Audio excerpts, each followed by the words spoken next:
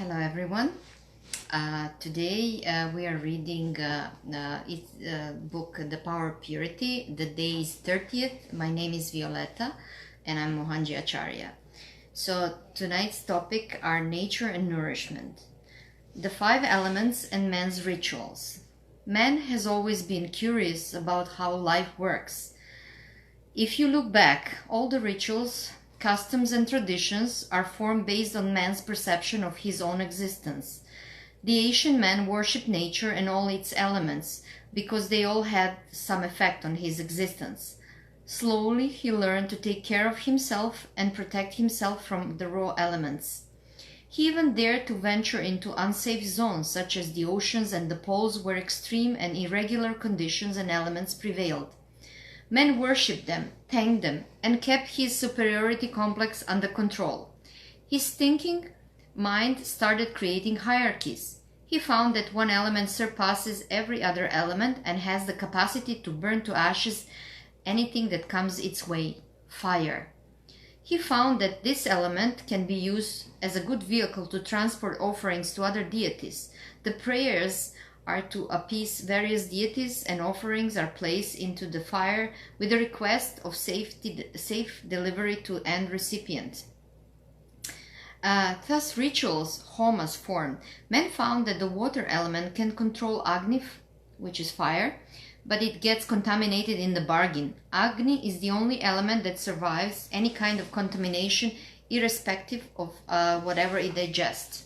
Later on, man went beyond rituals and started seeing more depth in his existence. He found that something else works through all these elements, unites them and makes them function.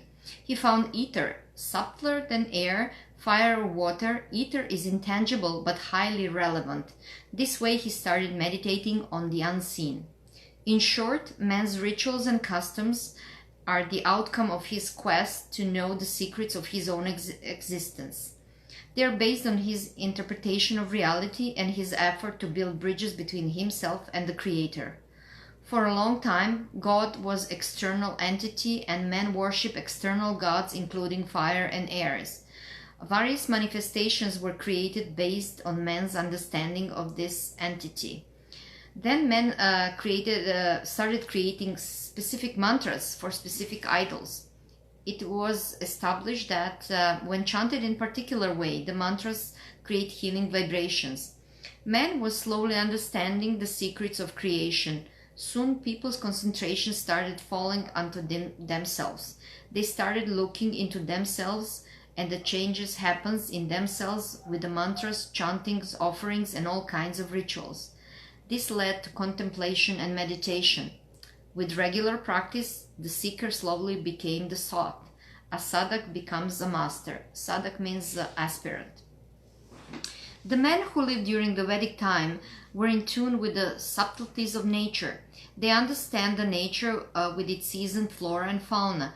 They also identified what kills and what cures. They coexisted with nature and all other beings. They learned to respect nature and even sought permission from a tree before it was cut. And they never cut a young tree. They identify old and about to perish trees that have lived long lives and would appease them through certain rituals before cutting. They did not destroy life indiscriminately. There have been other barbaric tribes in many parts of the world who performed extreme forms of appeasement through human sacrifice. I'm only touching upon the topic, making the point that coexistence with the nature took care of most of the ailments of man. Once man started understanding the subtleties of existence, he realized the one unifying factor behind all life. He started contemplating upon that unifying factor, its nature and intrinsic characteristics. Thus theories evolved. Many different understandings took root. Some were very high and some very low. In India, the Vedanta happened. The Upanishads talk about even subtler aspects. Seekers who became masters contributed significantly to the evolving generation. They identified themselves and helped the masses to understand themselves. They identified the faculty beyond the body, the mind, and intellect. They also identified the ego. Finally, they reached the soul. Through the soul, they understood the nature of the Supreme Soul, the Creator. Then they tried to understand the creation. Great masters who have seen and established themselves in higher realms explained. There is only one Paramatma, the Supreme Father. All dualities originate from Him. He is genderless, formless, and colorless. He is sheer brightness. Out of Him, ether form. That's the subtlest of all formations. Out of ether, air form. Out of air, fire happened. Water came out of fire in contact with air, and from water, earth formed. These 5 elements were the basis of creation. These 5 elements will go back to the Lord when the body perishes. When a man dies, first the ether leaves, then the breath or air, then the fire leaves. Water dries up and the body shrinks, and finally the earth element, which is a gross body, also disintegrates and goes back to Mother Earth. Paramabrahma was overjoyed.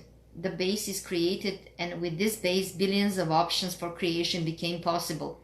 Thus, relativity began as the basis. The basis of everything was Akasha, Vau, Agni, Jal, and Prithvi, which means space, air, fire, water, and earth.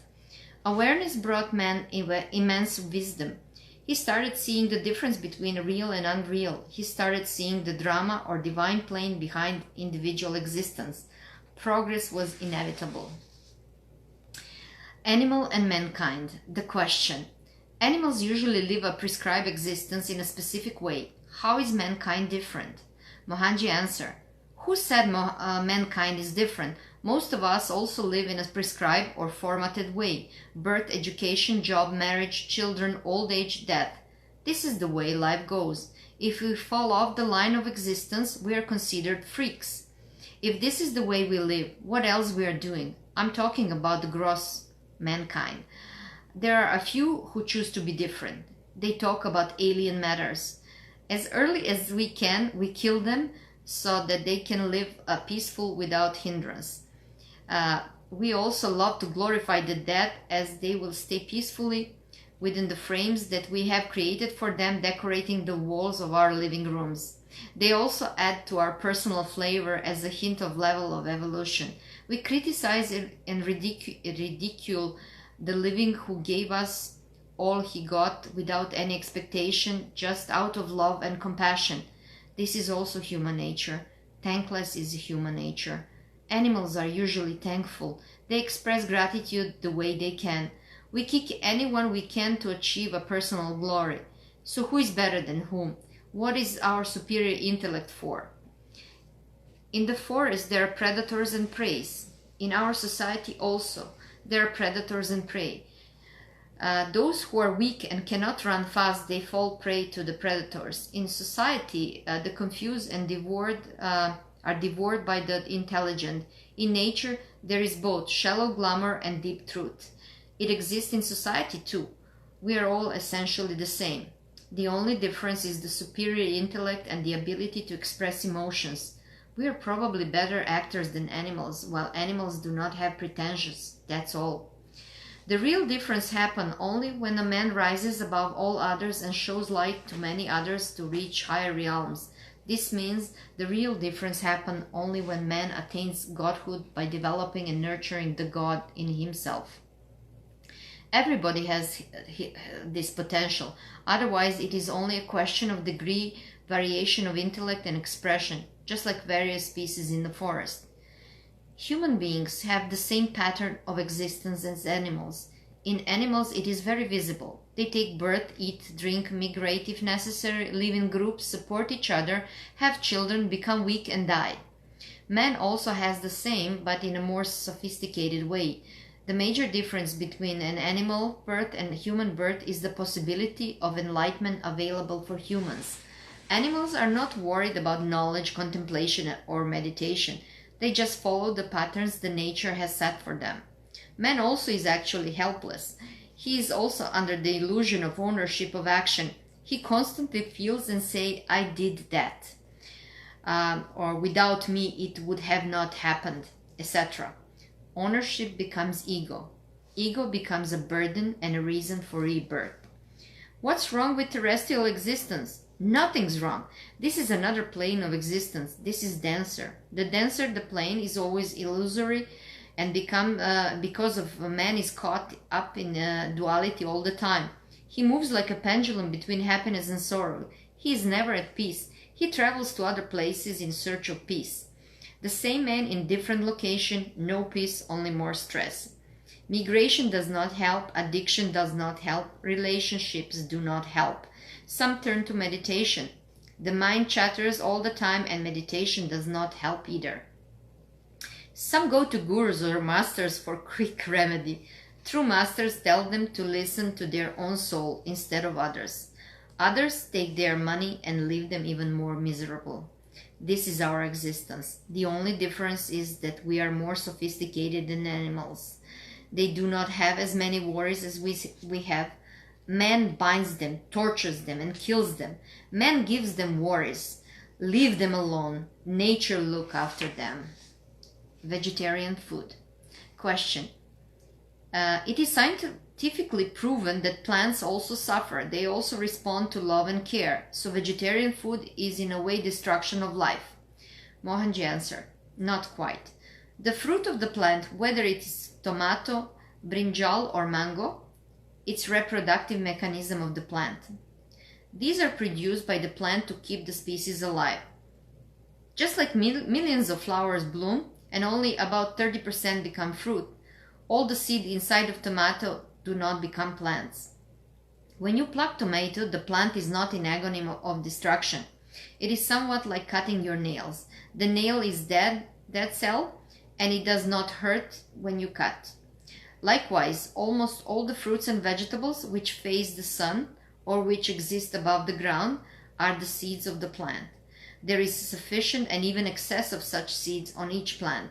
Nature will not allow all the seed to sprout, just like nature controls the deer population through carnivore animals as a natural control system. There is sufficient. The cow eats grass. It does not destroy the grass forever. It just crops the top. The grass sprouts again.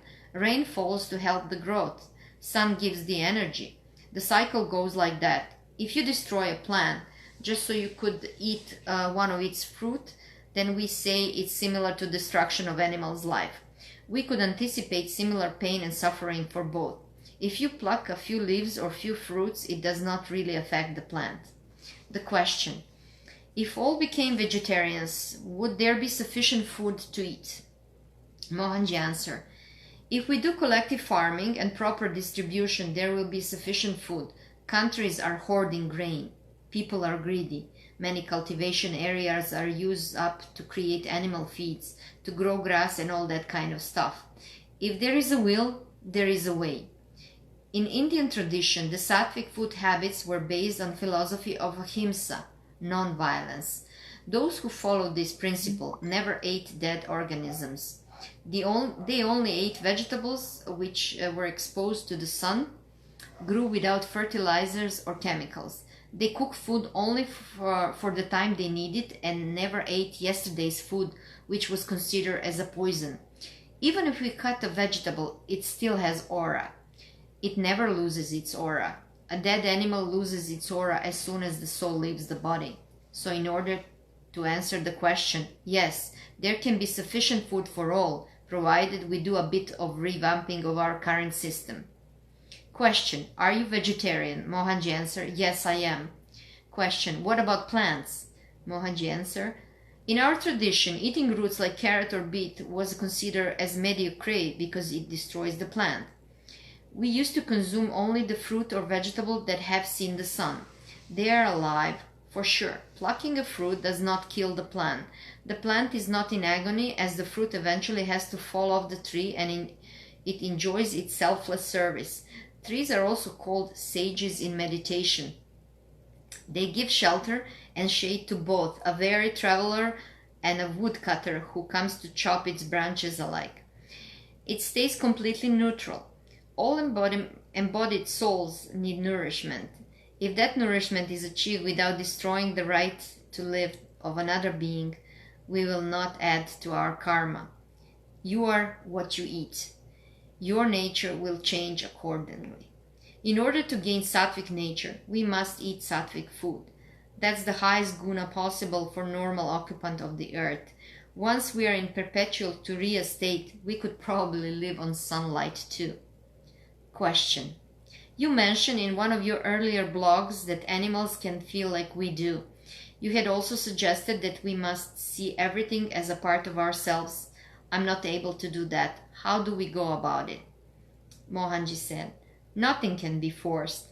Only through increased awareness can you recognize the commonality of all beings, animals, humans, plants, and trees.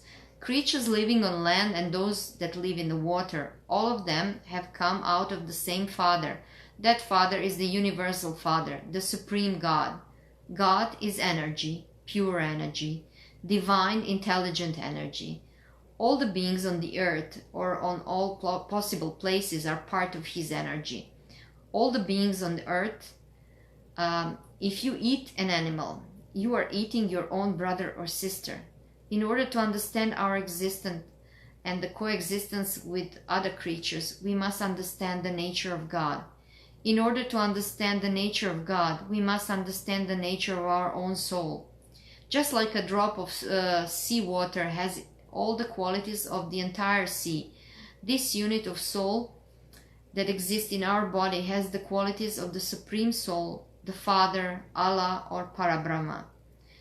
The same soul exists in all creatures, same drop of water that exists in the sea. What is the difference between us and them? Only outward appearance. That is because the water is filling a mug, a bucket, a bottle, a tank, or a vessel. The water is the same in all those containers. The shape and size of the vessel is different. Character is different. Equipment is different, while the electricity that runs the equipment is the same. Understand that all creatures undergo fear and pain while dying. The fear and pain create certain secretion in a creature's body that goes into blood, nerves, and flesh. When we eat that meat, we will tend to digest those negative feelings. We become more and more base and elementary. Question. Animals undergo immense fear before they are slaughtered. How does that affect the meat? Mohanji answered. Every living being fears death, especially animals, as their sixth sense is much stronger and more powerful than human beings. For example, before tsunami hit various shores and killed thousands of people and domestic animals, many free animals, including rodents and snakes, escaped to safer areas away from the seashore. I have read many articles about this phenomenon. It does not surprise me, as their warning bells never fail, while we have stopped using such facilities that we have within us for many generations. Animals know when they will be killed. Terrible fears grip them. They cry and try to escape, but they cannot. They are bound. They cannot go anywhere. Fear automatically changes the inner rhythm of the animal. Just try to recollect your own experience when you were under tremendous fear. It shrinks you. Your intellect stops working and emotion takes over. We will try to do any crazy thing to escape the fear. Heavy anxiety builds up. Sometimes unable to withstand extreme fear, people even commit suicide. Even relatively small fears, such as fear of the unknown, fear of exam, fear of flying, fear of losing relationship, fear of losing a job, etc., make a difference in our breathing, heartbeat, and thinking process. While love expands us, fear shrinks us. The fear of death is the highest fear of all. The fear is universal. It's the same for animals as well as human beings. Once a person has conquered the fear of death, it is in a way also fear of unknown. This person can be called liberated. Animals know their impending death. They suffer terrible fear.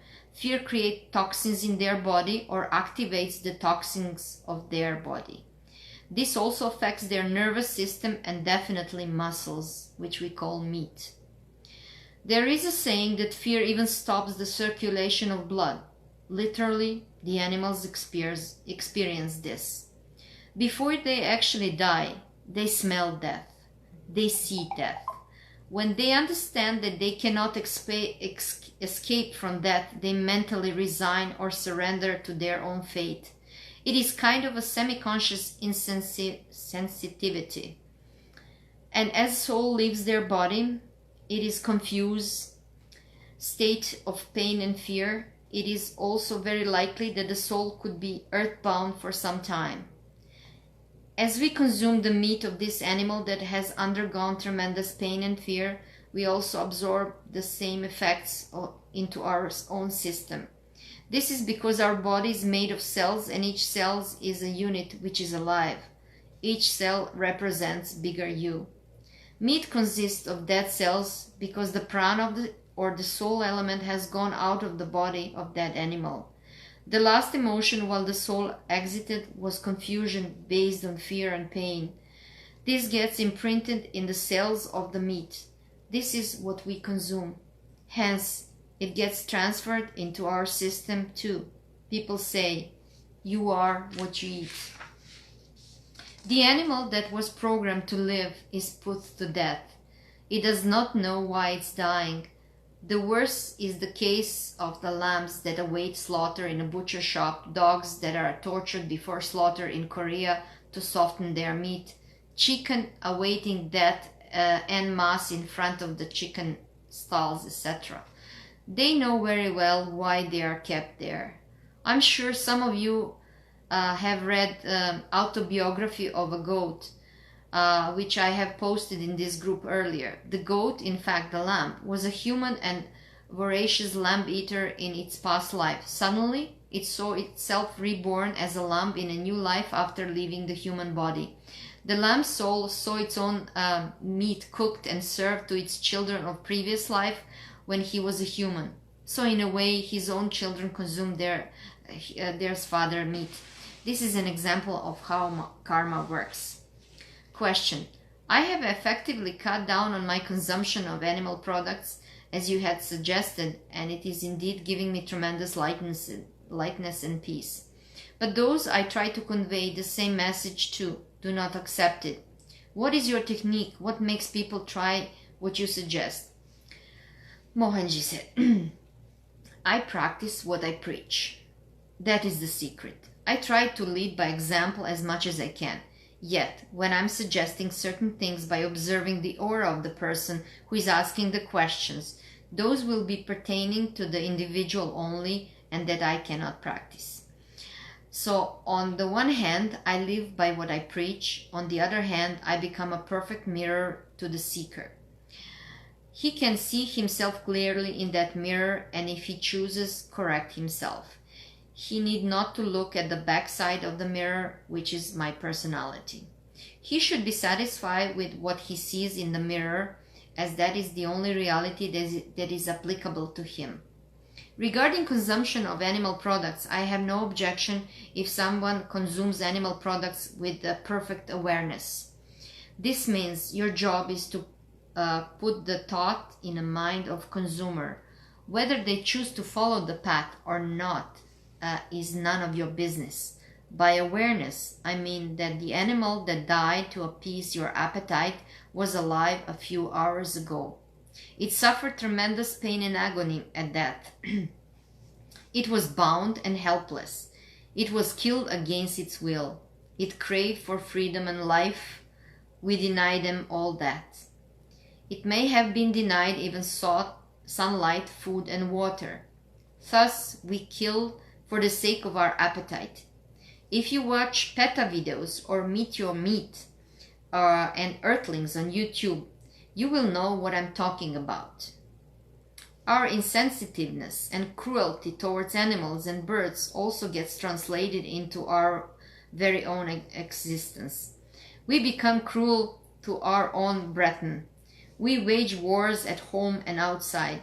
We learn to play with blood and fire, killing and war, destruction of life and environment. Anarchy breeds anarchy. Our food chef inherits the vibration of what we consume.